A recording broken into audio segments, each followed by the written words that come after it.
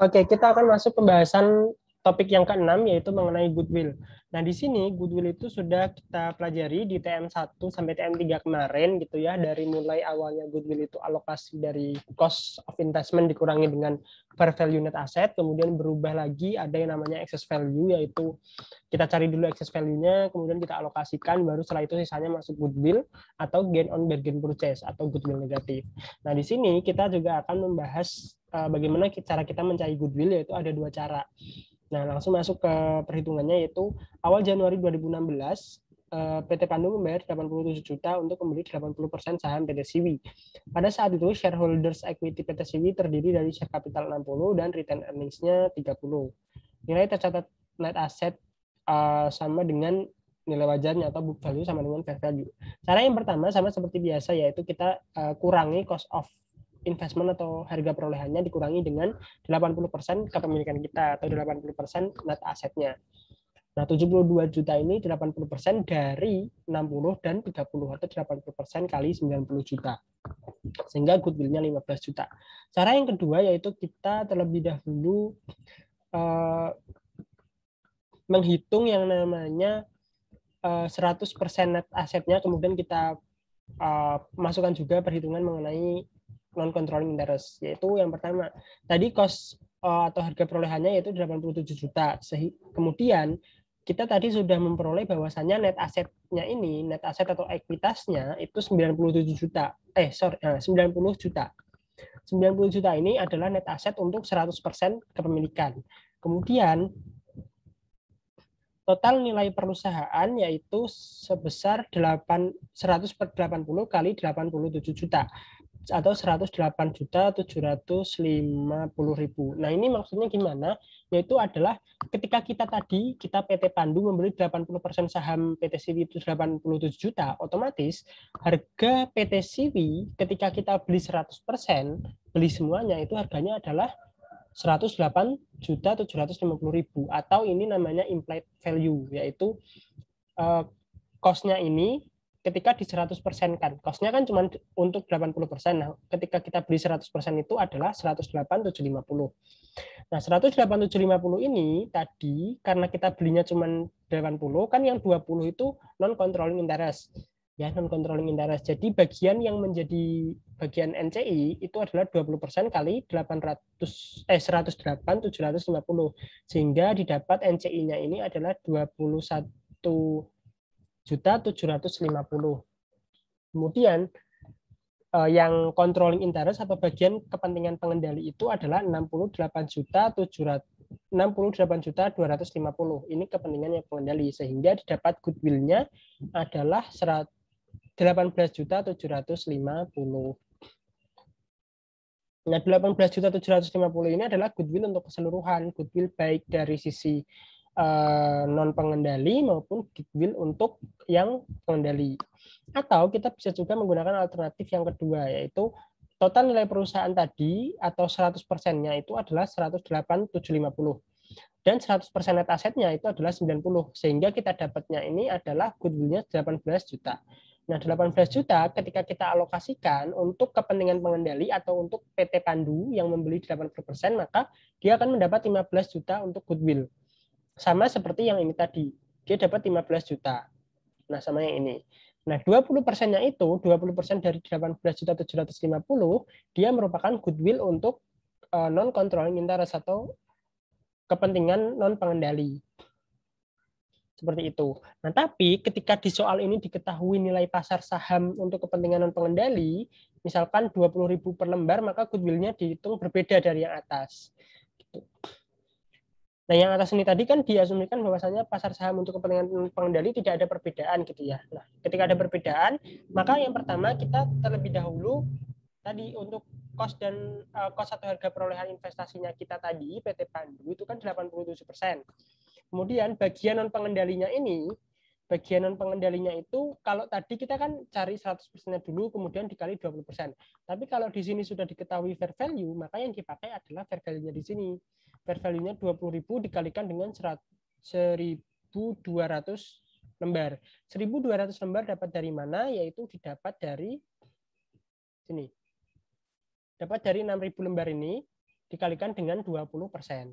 Jadi 20.000 kali 1.200 itu 24 juta merupakan bagian kepentingan non pengendali. Sehingga total nilai perusahaannya bukan lagi menjadi 108.750 tapi menjadi 111 juta. Sehingga karena nilai buku sama dengan nilai wajar aset 90 juta, maka goodwill-nya 21 juta. Nah, itu alternatif caranya, yaitu ada dua cara, dan yang cara kedua ini ada dua metode atau dua cara perhitungan juga. Yang pertama tadi kita langsung yaitu menggunakan harga perolehan kita 87 juta dikurangi dengan kepentingan pengendali. Kepentingan pengendali diperoleh dari 100% net asset dikurangi dengan net asetnya dikurangi kepentingan non pengendali 20%. Atau cara yang kedua yaitu total nilai perusahaan atau 100%-nya dikurangi dengan net asset, kemudian dapat goodwill, dan goodwill-nya baru dialokasikan 80% untuk PT Pandu sebagai pengendali, 80 dan 20%-nya ini untuk kepentingan non pengendali. Tapi di situ ketika tidak ada fair value saham untuk kepentingan non pengendali. Tapi kalau ada fair value saham kepentingan non pengendali, maka yang didahulukan untuk digunakan adalah yang itu, yang fair value-nya itu. Maka di sini perhitungannya jadi seperti ini. Total nilai perusahaannya bukan lagi 108.750 tapi 111. Tapi biasanya di soal jarang sih diketahui yang ini. Biasanya pakai yang kedua ini. Nah, selanjutnya ketika kita sudah tahu goodwill dan excess value, kita akan melakukan alokasi ke aset-aset yang teridentifikasi dan sisanya nanti masuk ke goodwill. Dalam hal perusahaan pengakuisisi membayar harga perolehan lebih dari nilai tercatat aset neto, maka selisih tersebut seharusnya dialokasikan pada aset yang teridentifikasi, yang diperoleh dan atau liabilitas yang diambil alih yang dianggap menyebabkan nilai wajar dari entitas anak yang dikonsolidasikan melebihi nilai buku. Sama seperti sebelumnya, yaitu cost dikurangi book value net asset untuk mencari excess value, dan setelah itu excess value-nya ini akan dialokasikan ke aset dan liabilitas yang teridentifikasi, baik dia under maupun over value, dan sisanya masuk ke goodwill. Nah, dalam melakukan penjurnalan untuk mengalokasikannya ini, sebenarnya ada dua tahap, yaitu eliminasi 1 dan eliminasi 2. Eliminasi 1 itu kita tidak langsung mengalokasikan aset-aset yang under value maupun over value, yaitu kita tampung terlebih dahulu di akun yang namanya unamortized excess. Di akun yang namanya unamortized excess ini kemudian kita debit net asset. Net asetnya ini berupa ekuitas tadi yang aku bilang di awal tadi, bahwasanya ketika kita mengeliminasi, kita harus mengeliminasi investasi dan juga ekuitas dengan alasan supaya tidak terjadi double counting gitu.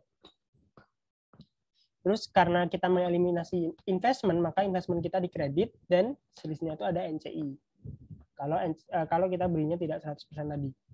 Nah, baru setelah itu jurnal eliminasi yang kedua, yaitu kita mengalokasikan excess value ini ke aset inventory, ke aset gedung, ke misalkan lagi peralatan dan lain-lain.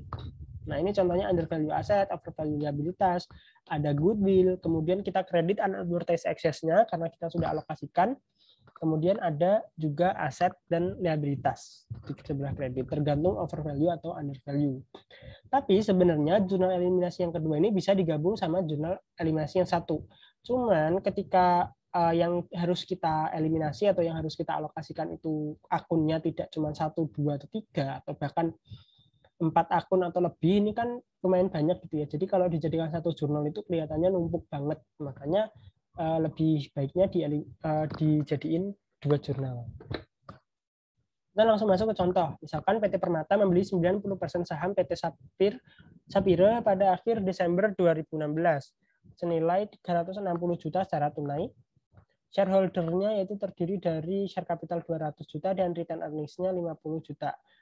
Beberapa akun PT Sapira pada saat itu menunjukkan angka sebagai berikut. Nah, ini untuk PT Sapira tadi, yaitu inventory yang terjual selama tahun 2017 memiliki book value-nya 50, fair value-nya 60. Jadi dia under value 10 juta. Kemudian land 30 tapi fair value-nya 60 berarti under value 30. Buildingnya dengan masa manfaat 25 tahun dia under value 80 juta. Equipment-nya dengan masa manfaat 5 tahun dia over value sebesar 20 juta karena harusnya cuma 70 tapi dicatat 90. Jadi over value. Nah, yang pertama kita terlebih dahulu tadi untuk kan yang tahap pertama kita cari excess value, baru setelah itu dialokasikan, baru setelah itu dieliminasi ya. Makanya kita cari excess value terlebih dahulu dengan cara investment cost tadi, investment cost kita 360. Kemudian fair value nilai PTS atau implied value-nya tadi atau ketika cost-nya itu di 100% kan, maka hasilnya adalah 400 juta. Ini harga PTS secara keseluruhan atau ketika kita beli 100% PTS. Kemudian book value net asset PTS yaitu ada 250 juta. 250 juta ini didapat dari share capital 200 dan return earnings-nya 50. Sehingga didapat excess value-nya atau selisih yaitu 150 juta. Nah, 150 juta ini sudah dialokasikan 100 ke tiap-tiap akun aset ini. Sehingga selisihnya adalah 50 juta untuk goodwill. Nah, ini 50 juta untuk goodwill. Gitu. Nah, jurnal eliminasi yang pertama, nah ini kita akan mengeliminasi akun-akun ekuitas yang ada di PTS atau anak perusahaan, yaitu share capitalnya 200 dan return earnings-nya 50. Kita debit karena harus mengeliminasi dan saldo normal ekuitas itu di sebelah kredit, makanya kita balik. Kemudian unamortized excess 150 juta. Yang ini tadi berasal dari perhitungan ini. Kemudian kreditnya investment in S 360 sebesar perolehan kita 360 dan non controlling interest sebesar 40. 40 ini dapat dari mana? Yaitu 40 ini didapat dari 10% kalikan dengan 400 juta atau 400 juta dikurangi dengan 360 yang kepemilikan kita. Nah, jurnal yang kedua yaitu eliminasi untuk mengalokasikan amortized excess. Yang pertama, inventory 10 juta, kemudian land-nya 30, buildings-nya 80, dan goodwill-nya 50. Kita alokasikan seperti ini tadi, karena inventory, land, dan building ini under value, maka dia didebit atau ditambah. Kemudian kreditnya ada unamortized excess, karena kita sudah mengalokasikan yang di sini tadi di debit, maka kita kredit ketika sudah dialokasikan. Dan kreditnya ada equipment yang over value. Kalau over value maka harus kita kita kurangi di sebelah kredit 20 juta dan sisanya tadi goodwill. Jadi goodwill ini munculnya dia di eliminasi yang kedua, atau kalau misalkan eliminasinya dijadiin satu bisa di eliminasi yang pertama. Tapi goodwill itu masuk ketika adanya kalau di merger kemarin goodwill itu kan muncul, akun goodwill muncul ketika adanya pengambilalihan atau penyerahan aset dari PTS ke PTP gitu ya, karena S-nya dibubarkan. Baru setelah itu selisihnya muncul goodwill. Nah, ini sama saja, ini sama seperti kayak jurnal pengambilalihan, cuman karena kita laporan keuangan konsolidasian dan PTS-nya masih berdiri, maka tidak ada perpindahan aset, inventory, land, building dari PTS ke PTP. Cuman kita semacam memiliki hak atas aset tersebut, tapi tidak dengan kemudian perpindahan kepemilikan. Logikanya hampir sama seperti itu. Nah, selanjutnya kita membahas mengenai laporan keuangan konsolidasian pada tanggal akuisisi. Nah, ini yang di RPS pertemuan 4 itu adalah penyusunan laporan keuangan konsolidasian pada tanggal akuisisi. Jadi bukan ketika perusahaan sudah beroperasi selama setahun gitu ya. Kalau itu nanti dibahas di pertemuan kelima, sekaligus nanti mengkonsolidasikan laporan-laporan lain seperti income statement dan juga statement of return earnings.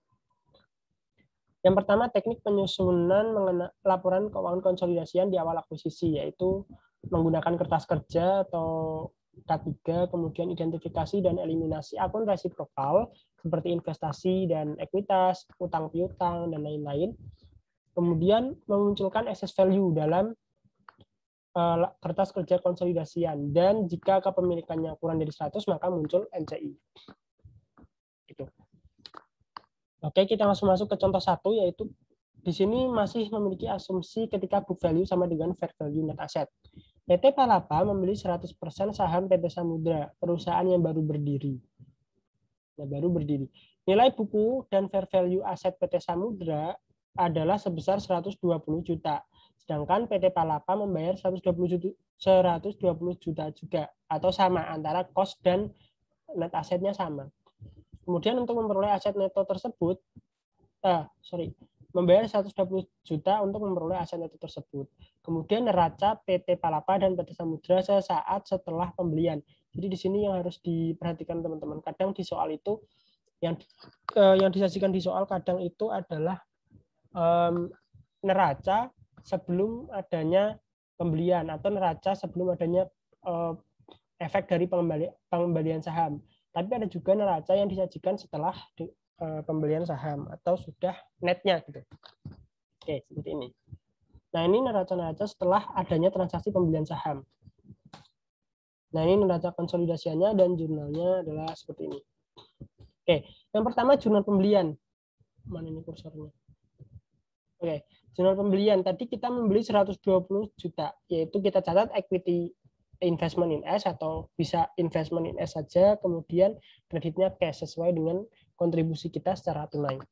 Kemudian jurnal eliminasi yang pertama yaitu kita mengeliminasi share capital ordinary dan share premium ordinary atau mengeliminasi komponen-komponen ekuitas yang ada di sini tadi, share capital dan share premium ordinary, kreditnya investment in S sebesar 120 juta.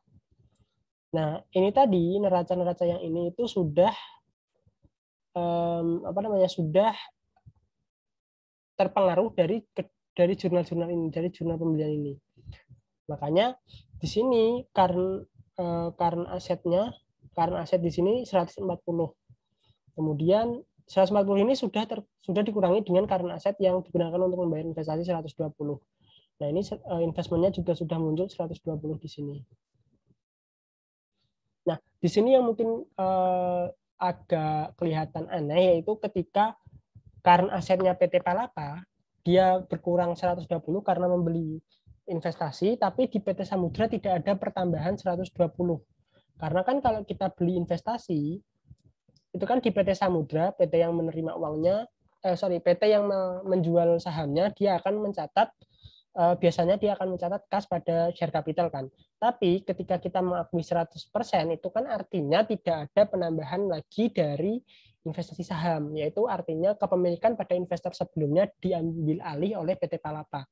Semuanya diambil alih oleh PT Palapa.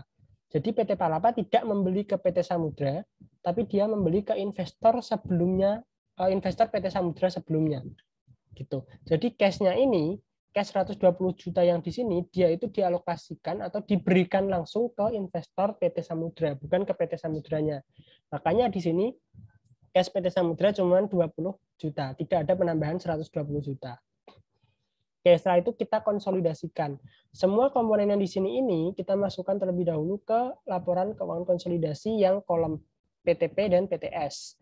Yaitu karena asetnya 140 dan 20, kemudian PPE-nya 640 dan 125, kemudian investment-nya 120, total asetnya 900 dan 145, kemudian current liabilities-nya 100 dan 25, kemudian share capital-nya yaitu ada 200 dan 250. Setelah itu ada return earnings-nya 350. Di PTS ada 80 dan ada 40. Nah, jurnal yang eliminasi ini, kenapa eliminasinya cuma 1, nggak 2? Karena tadi dia nggak ada excess value, yaitu cost-nya sama dengan net asetnya, jadi nggak ada excess value yang harus dialokasikan ke goodwill lah atau ke aset dan liabilitas yang teridentifikasi. Makanya eliminasinya cuma eliminasi yang ini. Dan dia tidak ada akun non controlling interest karena diakuisisi sebesar 100% semua. Nah, jadi yang jurnal eliminasi ini kita masukkan ke adjustment and elimination, yaitu kreditnya investment 120 juta dan debitnya ekuitas dari PT PTS, yaitu 80 dan 40. Nah, makanya di hasil konsolidasinya ini nanti ekuitas yang muncul di sini itu adalah ekuitasnya PTP, bukan ekuitasnya PTS. Bukan hasil penggabungan dengan PTS, gitu ya. PTS-nya sudah terhapuskan. Gini. Karena apa? 120 di sini itu sudah diwakili dengan yang ini tadi. Sudah diwakili dengan yang ini. Nah, ini.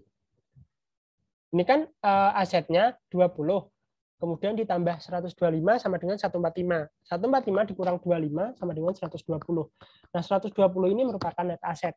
Jadi kalau ekuitasnya ditambahkan ke sini lagi, 120 ini, 80 sama 40, 120, ditambahkan lagi, maka akan terjadi double counting. Sehingga yang dikonsolidasikan totalnya malah 240.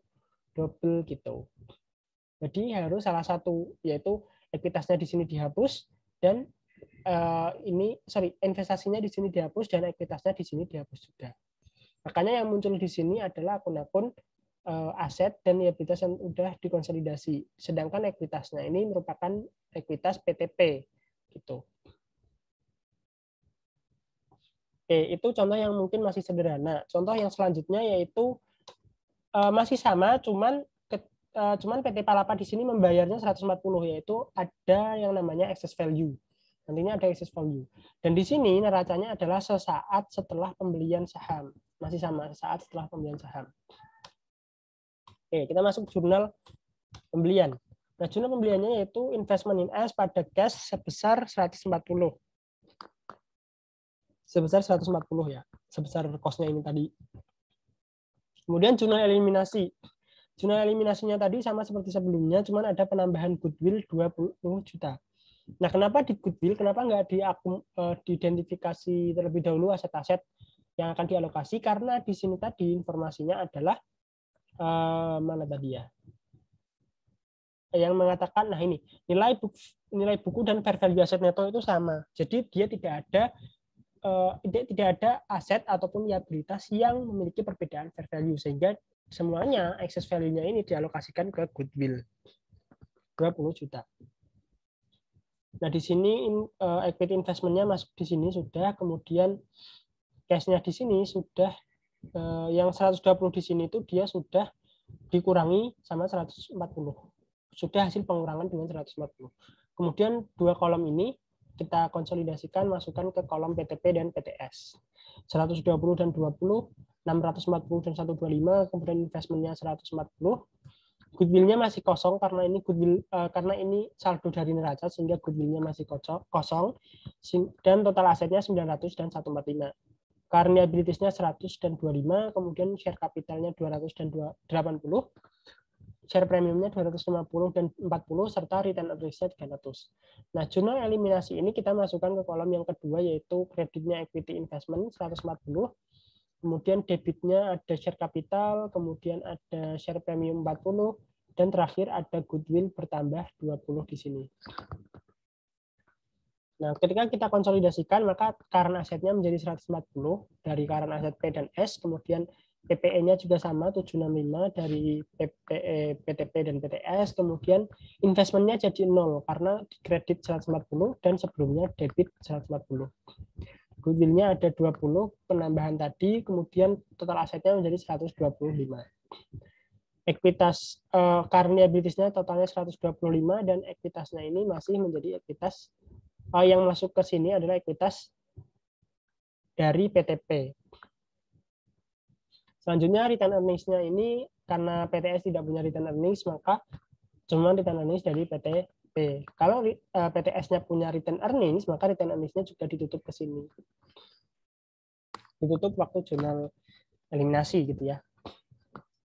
Nah, itu contohnya cuma agak beda dikit dari yang sebelumnya tadi. Kalau yang sebelumnya tadi tidak ada excess value, dan di sini ada excess value. Gitu. Oke. Selanjutnya, nah ini soal yang terakhir.